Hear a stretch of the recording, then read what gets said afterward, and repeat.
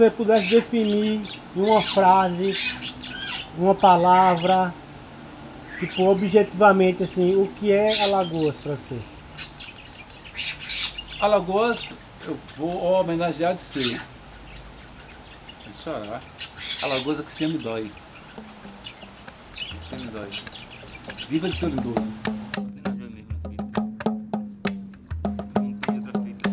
O Manifesto Sururu não está sozinho. O sururu, ele mesmo, é o alimento e a caloria de milhares de vidas. O sururu é vida. O Manifesto Sururu está atento para os batuques noturnos dos terreiros periféricos e fora de rota, e também dos milhares de capoeiras espalhados. O Manifesto Sururu se alegra com a folia dos meninos de rua, com os guerreiros e com as tradições alimentadas pelos povos periféricos. Manifesto Sururu, mistura e associação de moluscos, peixes, águas, negros, cafusos, morenos e de todas as mestiçagens possíveis das gentes alagoanas. Manifesto Sururu, do Vale do Mundaú para onde houver lagoas.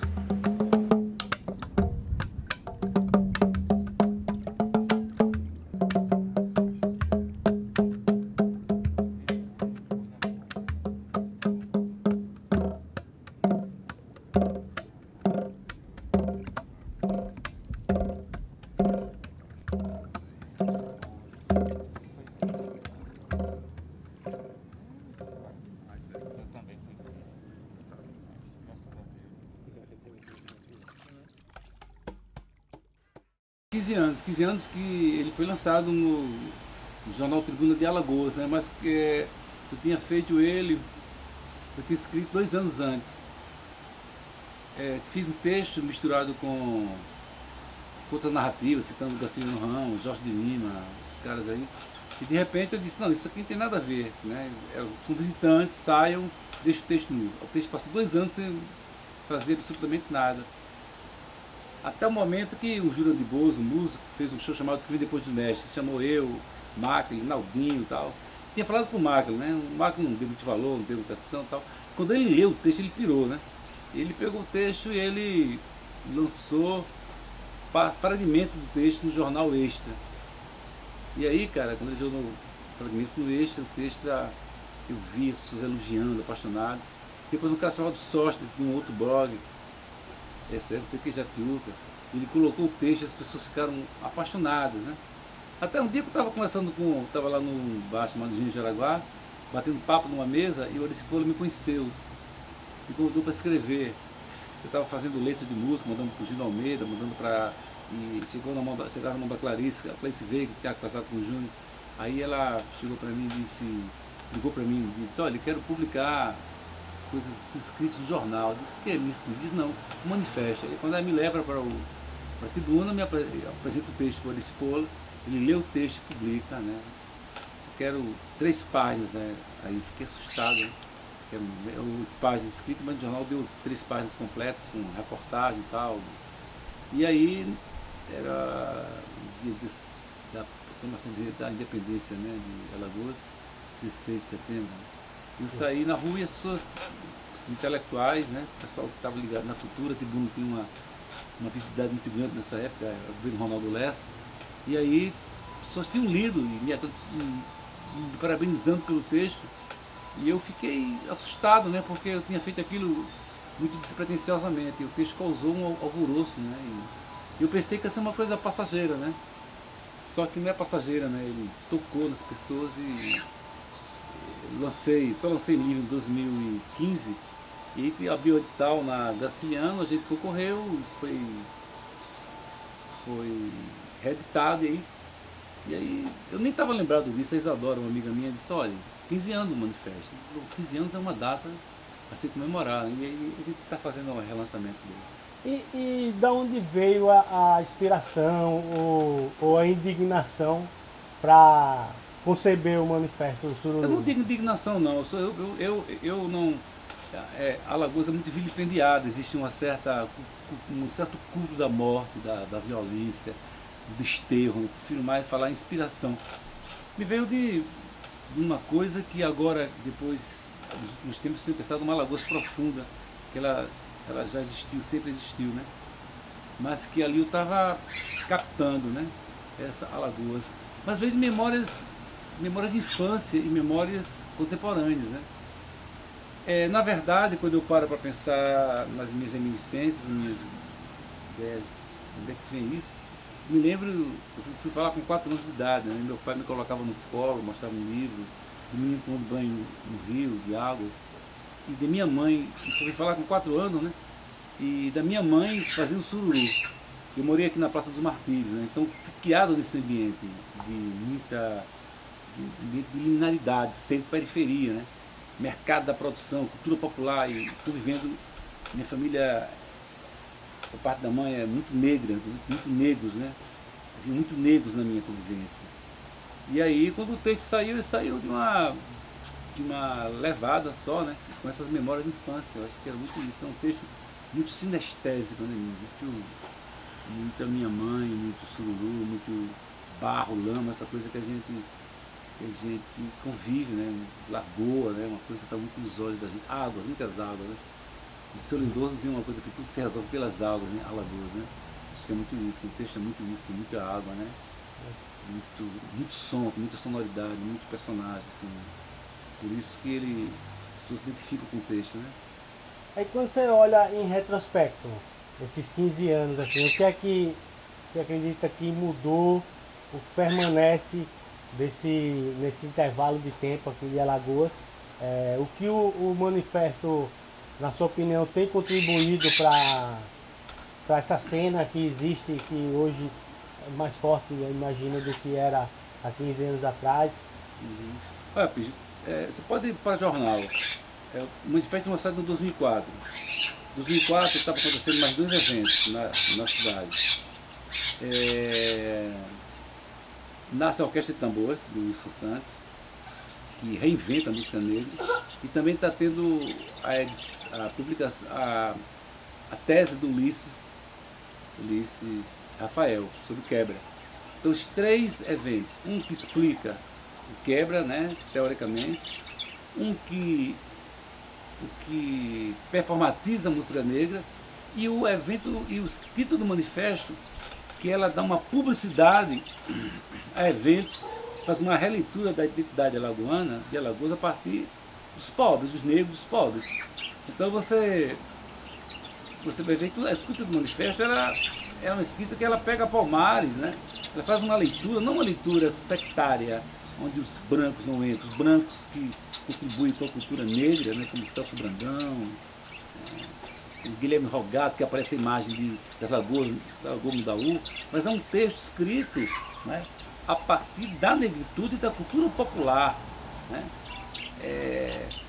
pensando Alagoas a partir desses elementos que não eram representados até então, como Tia Marcelina, como o Mestre Zumba, e assim, o texto deu visibilidade ao Quebra. O Quebra até então não era um fenômeno conhecido.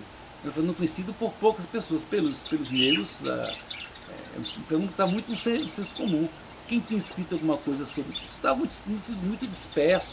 Quem tinha escrito alguma coisa era o Sávio, né? Uma lembrança de amor do Tia Marcelina, que eu li o texto, mas ele estava muito restrito à universidade. A partir da escrita do texto, Quebra se tornou um fenômeno conhecido, amplamente conhecido na classe média, como também Zumba se tornou um cara conhecido, como a Tia Marcelina. Isso tudo é herança do manifesto, que deu uma visibilidade muito grande. E a partir do manifesto também, a gente criou o primeiro polo afro, Manequinha, no Carnaval, em 2005. A partir do manifesto também, o projeto Xangô Rezado Alto, que começa em 2005, se não me engano, na Fundação Cultural da cidade de Maceió, que o presidente era o Marcial Lima, e o vice-presidente era o Clébio Araújo, que quando eu falei para o Clébio, foi o primeiro cara que falei, ele vibrou com a ideia, levou para o Marcial, e a gente fez o primeiro Xangô Rezado Alto com R$8 mil na época. Pediram de alugar um ônibus, montar um palco, e aí a gente fez o cortejo, foi o primeiro evento. Então, e depois disso, a transformação do sururu enquanto patrimônio imaterial das Alagoas. Tudo isso é filho do manifesto, né?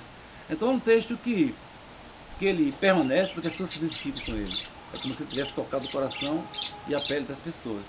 Senão, ele não estaria não estaria perdurando tanto tempo, né? Assim, eu acho que é um texto eterno, né? Porque ele fala da cidade de uma forma muito inspirada, né? Fala dos mirantes, fala da geografia da cidade, né? Fala dessas vozes escondidas e proclama uma grande alegria, né? Ela conclama Alagoas com uma grande alegria. Essa coisa da violência, da corrupção, essa coisa do que há de pior nas Alagoas, que é uma coisa das elites, né? Mas as tradições estão guardadas, né? Estão preservadas, né? Pelos negros, pelos pobres, pela periferia, naquilo que eu chamo de Alagoas profunda, né? Essa Alagoas que não está na beira da praia, né? Dessas relações humanas, né? Não com tá nas no, entranhas, né? Com nas entranhas, né? não tá no trade turístico, Não né? está no trade turístico. Trade turístico, as relações humanas são muito superficiais, né? Não são relações de memória, né? São relações muito fluidas, né? Então, o texto, por isso que o texto pega, porque ele fala de uma primitividade, de uma coisa ancestral, né? Uma coisa muito forte, de uma Alagoas profunda. Por isso que ele pega nas pessoas, né? E o que você explica, Edson, vamos dizer, esse intervalo tão grande de uma publicação como o Manifesto Sururu para a história alagoana? Esse atraso se deve, eu acho que, a mim mesmo, né? Porque você vê, por exemplo, faço parte de uma universidade, a UNEAL, né? E quando eu publiquei o manifesto, a universidade não entrou com nada na época, não entrou com nada. E o texto ele também não é utilizado, mas também não é utilizado na universidade que eu ensino, ele é muito amplamente utilizado. Mas aí é aquela velha história, né? O que o seu falava, Alagoas é o que sim me dói. Então, você tem uma cultura popular fortíssima e você tem uma elite de baixo nível cultural, né? De muito baixo nível cultural. E você tem acho que a sociedade mais complexa do Brasil é a alagoana, né? Então, o trabalho de baixo, inclusive o ciclista manifesta, é uma frase que diz nossa miséria é nossa riqueza, né? Então, assim, é justamente esse contraste que nos produz. Então, em vez de você pergunta quanto tempo passou para publicar, eu acho que muito da coisa foi descaso meu, sabe? Agora é que eu estou investindo, porque esse investimento que eu vou cada vez mais fazer agora, né? Ele é muito consequência da ressonância que o texto teve. Então ele me dá certeza que é um texto que representa as pessoas. Como se eu tivesse falado que vocês quisessem ouvir. Porque senão o texto teria morrido, né? Já que ele não morre, vamos alimentá-lo com voz, com presença das pessoas, né? Acho que é muito isso. Né? E eu falo assim do ponto de vista histórico. Você estava citando, acho que o Disseu Lindoso disse, o Jorge de Lima podia ter escrito, né? Outros grandes pensadores alagoanos poderiam ter escrito isso logo após a Semana de 20, né? Da Semana de Arte Moderna, assim. E Alagoas, no entanto, passou esse lapso. Se eu chegar para mim assim, rapaz, que negócio, né, rapaz? Quem podia ter, o Jorge Lima podia ter escrito isso, o Castilho Ramos podia ter escrito isso, e você que escreveu esse texto, oferecendo a ele, na verdade, né, das pessoas que ofereciam o texto, só quem é vivo ele sabe, né? Sabe eu já conhecia, mas o seu não conhecia. Eu vim conhecer depois desse livro do manifesto. Que é depois do manifesto, me conto com ele, né? Digo que escrevi um texto para ele e aí eu pergunto se ele quer escrever um texto, ele topa escrever um texto, e aí eu vou na casa dele, começo a frequentar, e quando ele escreve um texto, tem introdução do manifesto, que é outro manifesto, né? Na verdade, né? Ele aponta lá para aquela região do lado quem lê o texto, ele é muito bonito, né? A região lá. Na verdade, ele escreve um manifesto dentro do manifesto, né?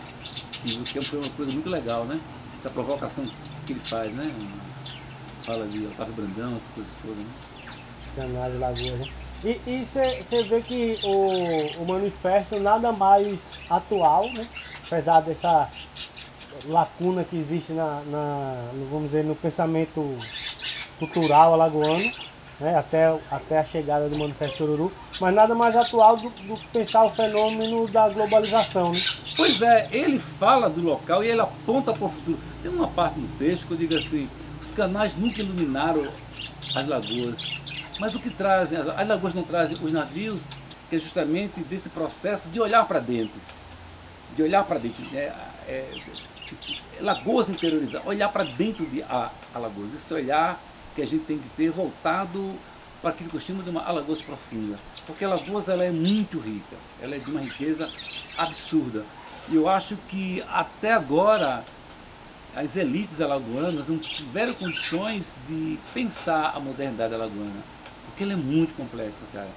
Por exemplo, vejam só, se você pega Pernambuco, você pega Bahia, se você pega Rio Grande do Sul, você vai ver, essas cidades têm um campo cultural estruturado. Eu estou falando de campo na ideia de Bourdieu, um campo de disputa estrutural estruturado. Então, você lançar um disco em Pernambuco, você lançar um livro em Pernambuco, você tem uma comunidade que... Alagoas, sempre muito frágil, um campo cultural muito frágil, quase que inexistente. Como é que se explica que você tenha tantas genialidades em Alagoas?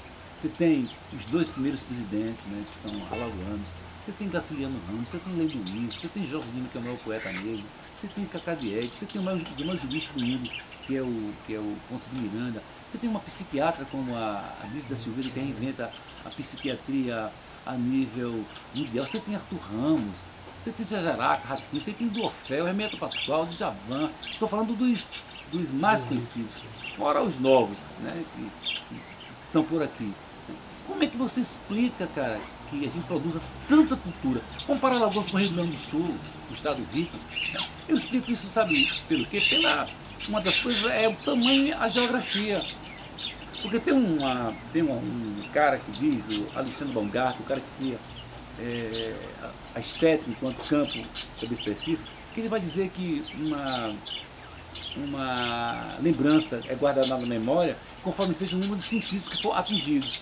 Então, se você, por exemplo, está olhando a capoeira, apenas 2 sentidos estão atingindo você, o olhar e a audição. Mas se você está dançando, talvez já são 3, o olhar, os olhos, a audição e o tato e a memória.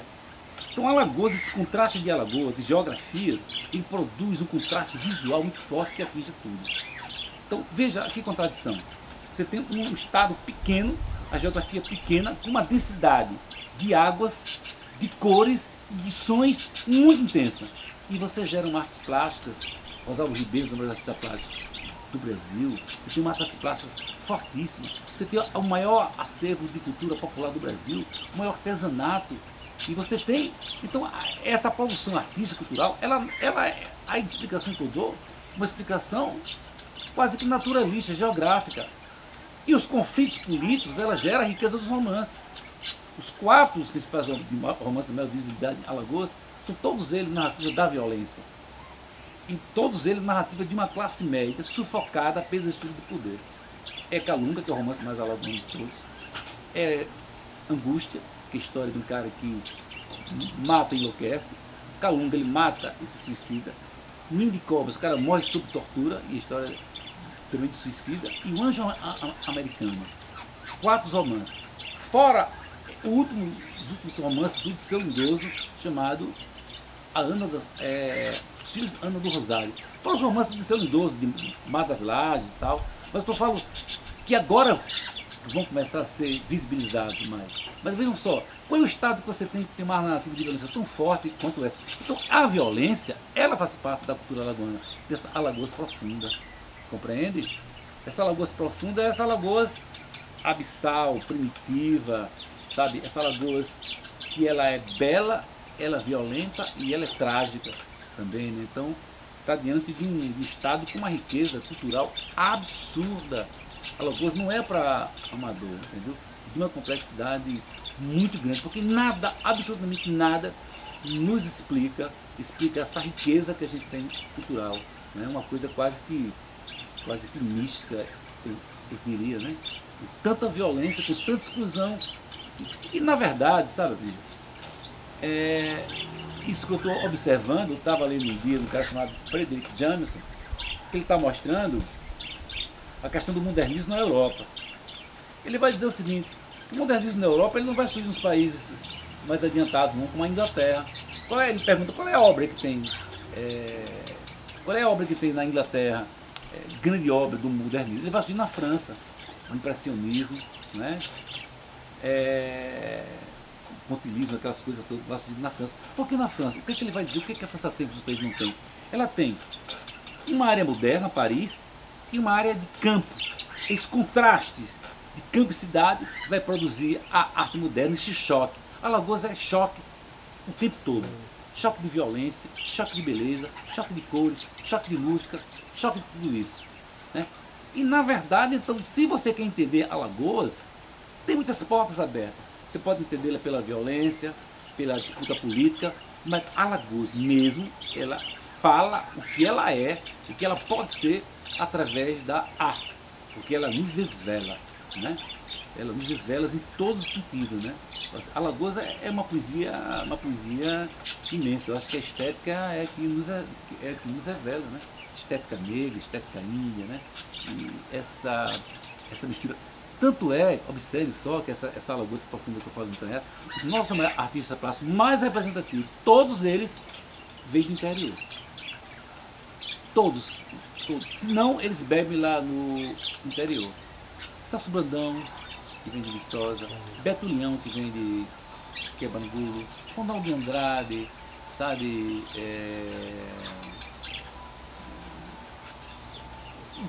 Ou seja, Hermeto Pascoal, que vem de Lagoa da Canoa, que aprende a tocar na feira de Arapiraca, do Orfeu. Então assim, você pode notar que é justamente essa vinda do interior para a cidade vai fazer com que eles façam uma releitura justamente dessa primitividade, entendeu? Para cá. Então, tem uma coisa que eu gostaria de colocar, é a questão, a especificidade das lagoas, né? Eu tenho falado que a estética alagoana, a estética alagoana, ela nasce na Lagoa Mundaú. Por que na Lagoa Mundaú? Estética, vamos perceber esteticamente Alagoas. E ela nasce com o Otávio Brandão, e o Otávio Brandão era militante comunista. Porque o que eu estou dizendo de uma estética alagoana? Essa estética nasce, vejam só, ele vai escrever Canais e Lagoas, né? 17, 18, exato. 17, 18, por aí. O cara vai percorrer 5.000 quilômetros de canais, lagoas e tal, quase que morre e tal. E ele vai descrever a lagoa em todos os seus detalhes. E ele vai nos nomes das ilhas, dos canais, dos acidentes, nomes índios, negros e brancos. Veja, índios, negros e brancos. Tá? Quando, 13 anos depois, Jorge Lima escreve Calunga, Calunga jamais teria sido escrito sem Canais e Lagoas. Por quê? Jorge Lima era de União dos Palmares. Né? Ele não podia conhecer, é assustador que ninguém até então tinha observado isso. Ele, acredito eu, que ele escreve Calunga lendo Canais e Lagoas, porque o que falta em Canais e Lagoas é o elemento humano, a cultura. E aí o Jorge Lima, ele veste Canais e Lagoas com a alma alagoana, negro, zumbi, cangaceiro, rezadeiras, benzedeiras, né? A cultura negra, essa coisa toda. E aí você vai ver que os nomes negros e índios estão todos lá em Canais e Lagoas, estão agora em Calunga. E é pela primeira vez em Calunga que a estética alagoana ela explode na sua plenitude. Porque você tem o modernismo alagoano a partir da década de 20, os caras escrevendo sobre, esqueci agora o nome do poeta, daqui a pouco eu me lembro, falando sobre os coqueiros, etc e tal, mas o elemento negro não está aparecendo ainda por aí. Ele aparece na década, ele aparece justamente na estética de Jorge de Lima, e vai se aprofundar com os temas negros e tal, né? Então, essa estética alagoana, ela está surgindo aqui nos canais, né? Porque é justamente essa região da Lagoa Mundaú, que é esse nome Alagoas, por exemplo, que é outra coisa. Alagoas não era conhecido como Alagoas. O nome vai se impondo. ele vai se impondo. E o autor, o Benjamin, disse que o nome tem alguma coisa de sagrado. É como se fosse o espírito reconhecendo, olhando pela primeira vez o objeto e dando um nome a ele. Então o nome em Alagoas ele foi se impondo. Né? Então, na verdade, a Lagoa Mandaú, ela é, na verdade, uma metáfora para Alagoas. Porque a gente tem que entender que uma identidade ela não é um surge do nada, ela é uma construção social e é uma hegemonia. Né? Essa hegemonia de uma identidade cultural branca, Alagoas Preso das Águas Marinhas, é uma hegemonia construída por uma elite, né? Uma elite, essa elite de baixo nível cultural, né? Muito baixo nível cultural. Porque é uma elite tão burra. Né? Você vê, por exemplo, Alagoas foi o estado, nesse boom agora do governo Lula, Dilma, o estado que menos investiu em economia criativa. A economia criativa é a economia que mais cresce no mundo. Alagoas foi o estado que menos investiu. Isso é estatístico, não é menos investiu, com toda a potencialidade. É uma elite tão burra e tão perversa que ela consegue barrar o carnaval. Ela consegue, ou seja, uma cultura com um elemento, uma cultura negra tão explosivo que ela consegue acabar com o carnaval. E a sociedade consegue aceitar isso, o que é pior. Você entendeu? Então, a gente tem um déficit de construção social muito grande. Então, porque ao contrário de Pernambuco, ao contrário de outros, Bahia, Rio Grande do Sul, sei lá quantos estados, você não tem uma participação política da sociedade alagoana na transformação. Você tem coisas pontuais. Você tem o quê? Palmares lá no século XVII. Você tem os cabanos, século XIX. Você tem os comunistas tentando fazer uma cultura nova na cidade a partir da década de 50, 60. Mas qual é a participação que a classe média tem nisso? Nenhuma. Então, claro que a cidade tem mudado. Você tem hoje a transformação da vida social da cidade está se dando não pela política. Está aí, temos vereadores, temos deputados e tal, não se dando pela política. A política são os velhos caciques. A mudança na cidade está dando pela via lento ainda cultural. Você está com o pessoal do cinema, né? Você está vendo um clube de jazz, você está vendo, sabe, um teatro do Dodó, Alexandre Holanda articulando um teatro com muito articulado, um Marcão, movimentos dos povos da Lagoa, o pessoal do hip hop. Mas veja, observe, isso está acontecendo ainda de uma forma fragmentada. Por quê? Porque o mundo é linguagem e representação. O mundo é feito através da linguagem. Se você não fala, não vira linguagem e não vira comunhão de pessoas com essas ideias. Então, muito fragmentado ainda. Então, nesse sentido, eu acho que o que o Manifesto fez é uma coisa milagrosa. Ele colocou um mundo de linguagem para as pessoas pensarem a Alagoas.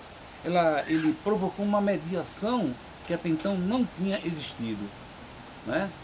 Você tinha uma literatura violenta e você tinha uma historiografia que apontava só para a violência, e o Manifesto ele aponta para uma outra coisa. Ele aponta para o futuro. Né? Ele aponta para os mirandes, ele aponta para uma grande alegria, ele aponta para a Lagoa Mandaú, para as Lagoas, que é uma rota alternativa de desenvolvimento. E veja só, quando eu escrevi, eu não estava pensando nessas coisas não, viu? Mas eu fui levado a pensar pelo que eu vi o que o texto produziu. Então foi como se o texto falasse o que estava escondido, estava na cabeça das pessoas, e eles não atentavam para isso. Né? Por isso que o texto não morre, cara. Por isso que o texto não morre, porque ele alimenta as pessoas, ele ganha vida própria, porque ele alimenta as pessoas com essa esperança. Ninguém conhecia Tia Marcelino na cidade, que era uma coisa muito... Ninguém conhecia o Mestre Zumba. Essa visibilidade da cultura negra veio através, não só do Manifesto, né? Veio através destes três fenômenos. E também você tem que ver, e a gente tem que colocar, que tem uma herança antes. Né? Você tem uma escrita do Seu Lindoso, que reinventa a historiografia lagoana. Você tem uma historiografia do Sávio de Almeida, né? Você tem o próprio Doutas Prato, né? O pessoal que vem produzindo, e os mais tradicionais, né? Que vem uma escrita que eu acho etnográfica, uma escrita, mas assim, nada surge do nada, entendeu? A tradição ela não é uma coisa que surge do dia para a noite, a tradição está aí, né? para ser reinventada, para ser tocada, para nos tocando. Eu acho que é muito isso, entende?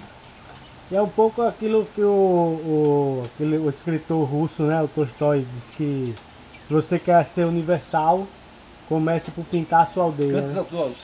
a tua aldeia, cantarás do mundo, né? É. Acho que acho que é muito isso mesmo, né? Mas assim... É impossível você projetar Alagoas para o mundo virando as costas para a lagoa, por exemplo, olhando só o mar. É possível, mas você vai estar fazendo uma imagem falsa, né? Uma imagem falsa, porque a Alagoas, uma cultura qualquer que seja ela, são suas entranhas, né, bicho? A reserva, a Alagoas tem uma reserva de imagens, de canto, de sons, de cores, reserva, que não são utilizadas, né? Porque existe uma pletora, um aquecimento muito grande, né? É impossível você consumir Alagoas pelo litoral, né? Possível. Esse olhar caleidoscópico que a gente tem que ter não é uma coisa fácil, né? Não é uma coisa fácil, né? Mas é isso que nos compõe, né, cara? Que você consegue ter uma coisa tão universal como o Djavan e como o Hermeto Pascoal, e ter uma coisa tão local como a Orquestra de Tambores, né? Ou como você pegar no universal do Hermeto Pascoal, né? O som do porco que ele aperta, que sai o bicho do porco, que é o som que vem lá da feira do Agreste, né? Mas veja, isso é muito pouco para explicar Alagoas, sabe? Você sabe de onde é que vem o Virgílio Maurício, cara? Lagoa da Canoa. Um dos melhores artistas plásticos do Brasil.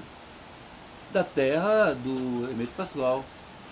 O cara aí, o Rosalvo Ribeiro, vem de Marechal Deodoro. Teixeira Bastos vem de São Miguel dos Campos. Né? Então você tem uma riqueza muito grande, cara. Muito grande, assim, em todos os sentidos. Eu estava vendo um filme francês da década de 50, 60, que tem uma música tocando. Era Mamãe Eu Quero, cara. Em francês, cara. Essa música vinha em algum canto. E era francês. Né? Então, é isso. Você vai ver do Pilar, né? Do Pilar. Você conhece a música do Pilar? Que o Tom Jobim grava, né? Ainda ontem vim de lá do Pilar, ainda ontem vim de lá do Pilar. E, porra, eu era adolescente, eu via essa música tocando, e o cantava vinha assim, ainda ontem vim do lado de lá, ainda ontem vim do lado de lá. É do Pilar. Aí falando com o Claudevan Melo, que é o que era que de lá, eu disse, Claudevan, como foi que o Tom Jobim ouviu falar dessa música? Cara, na hora, ele foi no computador, disse, você vai ver já. Aí clicou e apareceu a carta do Jararaca para ele, dizendo, autorizo o senhor Antônio Carlos Jobim para gravar a minha composição do Pilar, desde que ele me coloque parceria e os direitos autorais. Assim, cara, o Tom Jobim vai gravar o Jararaca, entendeu? O do Orfeu, para a gente falar de uma coisa contemporânea, do Festival de Verão, que fazia parte Fernando Melo, né? do Luiz Bueno. Mas na época era só o Fernandinho, ele tocando lá, e ele já me chamava para tocar lá no Festival de Verão, lá de Marechal Deodoro, fazia parte do Terra, né? O Terra está lá na pista da onda. E tinha um disco lá chamado Larry Coryell, dois violonistas norte-americanos. Quando eles estavam famosos, eu vinha para cá e eu toquei nesse papo, né? Que eu ia para sua casa e a gente via o Larry Coryell lá. Ele disse para mim assim, o Larry Coryell hoje liga para mim para eu gravar com ele. Cara, sabe o que é isso? É como se o cara tivesse dado uma volta ao mundo e se encontrasse com o cara pelas costas. Você sabe o que é isso? O cara é completamente desconhecido. O cara vai para São Paulo, se torna famoso. O Larry Coryell convida o cara para gravar com ele agora. Então, de onde é que esse cara surgiu? Né? De onde é que esse cara surgiu? Dos bailes lá de Arapiraca. Agora, para aprofundar esse raciocínio, eu falo do Manifesto Sururu, que é uma metáfora de Alagoas. Agora, essa Alagoas profunda, ela está em todos os cantos. O cara que está lá no sertão, ele não vai se identificar com o sururu como nós nos identificamos. Essa Alagoas Profunda para ele é outra Alagoas Profunda. É o cangaço, sabe, a boiada. A pega de boi. É, exatamente, é justamente isso. Porque é essa apreensão estética. Se você ler, por exemplo, um conto do nome agora, o cara lá de Santana do Ipanema, Breno Ascioli, se agora do conto dele, João Urso, ele ia falar sons dos risos do João Urso pelos morros de Santana do Ipanema. Veja, a geografia, cara, a geografia. Então é outra Alagoas. Você vai chegar em Santana do Ipanema, você vai ter uma cultura da violência, você vai ter um catutá, um cara que passa 6 meses morando dentro dos morros de lá, com uma Winchester, descia de noite para matar as pessoas, e passou 6 meses comendo raiz lá. Coisa de cinema isso, cara. Então você vai ter uma cultura da violência muito forte. Você vai ver, por exemplo, Deus e o Diabo na Terra do Sol. Quem é o personagem de Deus e o Diabo na Terra do Sol, cara? É Corisco. Ele é Corisco, de Água Branca. Você vai ter o Manifesto Antropofágico. É baseado em quê? O fato ocorrido em Alagoas. Entende? Então, a gente está diante de uma terra com uma estética, com uma potencialidade muito explosiva, entendeu? Então, eu acho que o texto do manifesto, ele ajudou muito no sentido daquilo que o Heidegger fala, de desentranhar. Impossível você ter uma Alagoas bela e forte, uma Alagoas brilhante, uma Alagoas com uma identidade forte, sem carnaval de rua, sem cultura negra, sem as lagoas, que é a nossa alma, que é a nossa, não pode dizer essa palavra, não é essência, né? Mas é são as nossas entranhas, né?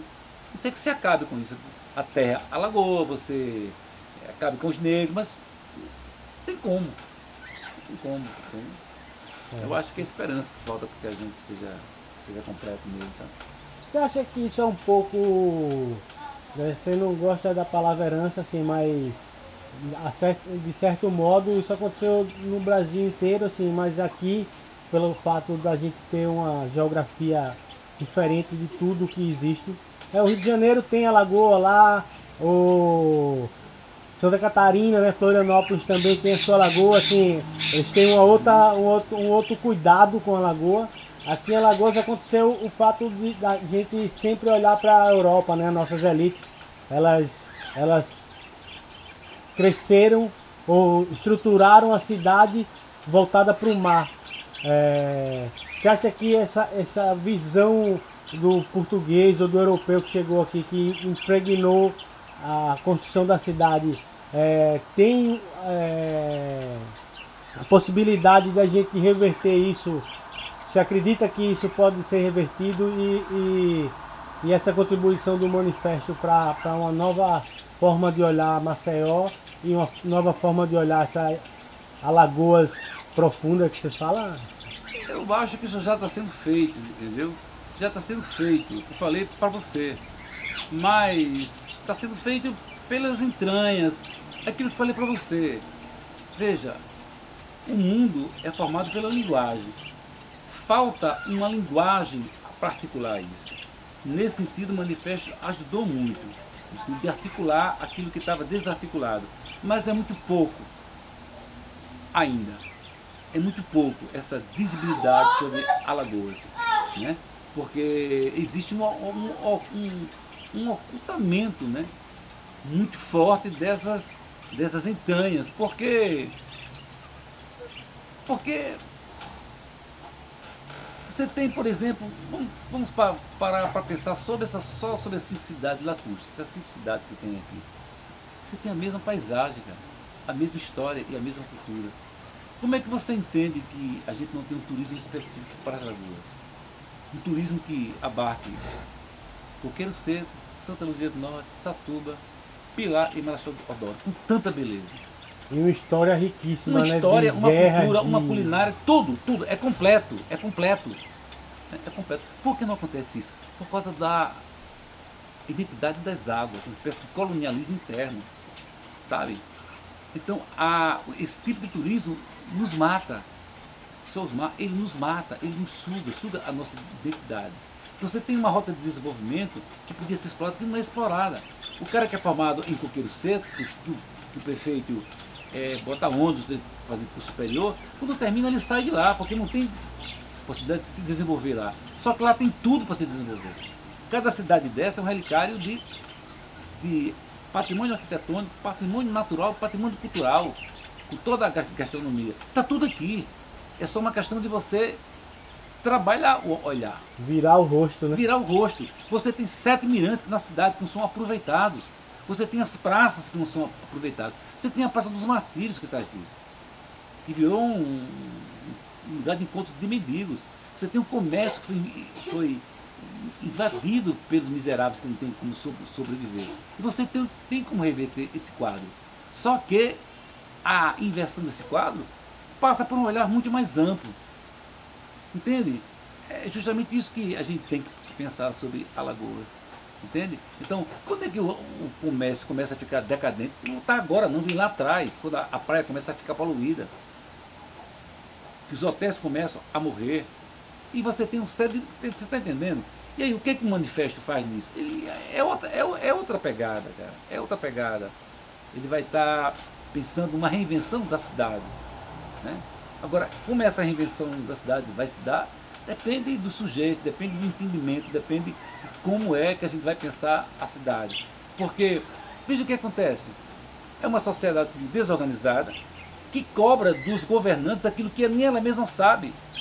Na verdade, os governos municipal e estadual devia ser uma ressonância das demandas da sociedade civil. Mas que sociedade civil que nós temos, cara? Dominado por uma elite de baixo nível cultural.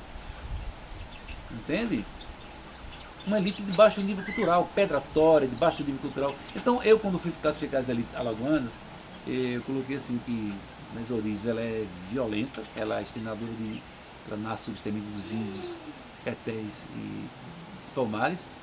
Ela é excludente, a cana-de-açúcar, e ela é de baixo nível cultural. Nós não herdamos aqui a herança cultural dos portugueses, holandeses, em Pernambuco, nem tal.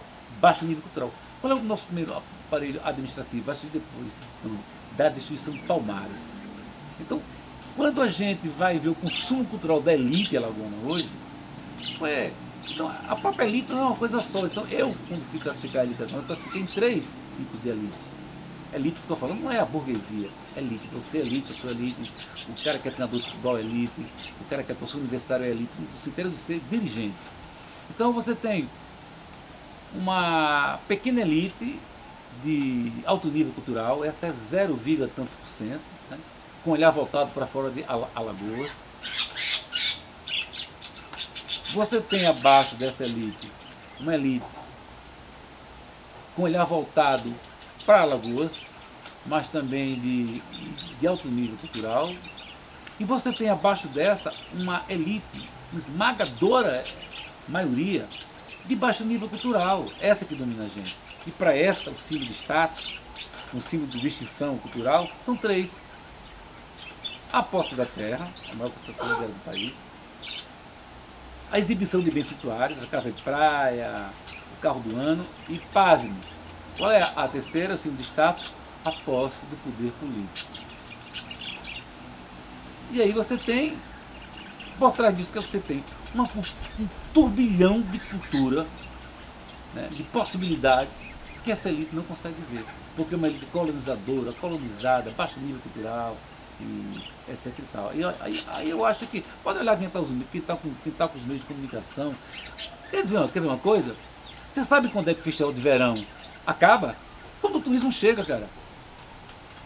Sabe quem estava no festival de verão? Essa elite. Essa segunda parte. É a primeira categoria, a segunda categoria. Uma elite culta com olhar voltado para fora da Alagoas, com olhar voltado para dentro de Alagoas. Era a Solange Lages, a Carmen Lúcia Dantas, o Beto Leão, a turma da contracultura. Esse pessoal estava no festival de verão. Esse pessoal funda o festival de verão. Quando é construída a ponte de Valsuragi, logo tempo depois, quando o trem de turista cai na mão dessa terceira categoria de baixo nível cultural, o festival de verão acaba.